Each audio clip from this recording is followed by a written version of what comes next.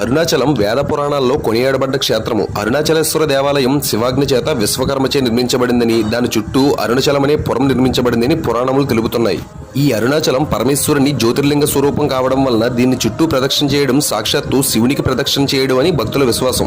పాదచారులై శివస్మరణ గావిస్తూ ప్రదక్షిణ చేసేవారికి మహాపుణ్యం సిద్ధిస్తుందని మహాత్ముల వచనం.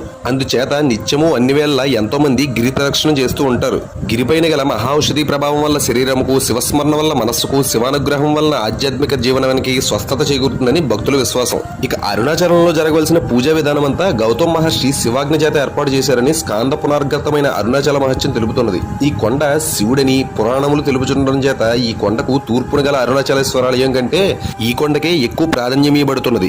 ఇది జ్యోతిర్లింగమని చెప్పుకొనబడుచున్నది. ఇది తేజోలింగం గనక అగ్నిక్షేత్రమని అంటారు. అరుణాచలేశ్వర మహత్యం గురించి నేను మరొక వీడియోలో కూడా తెలియజేస్తాను. Do subscribe for more interesting Hindu devotional videos.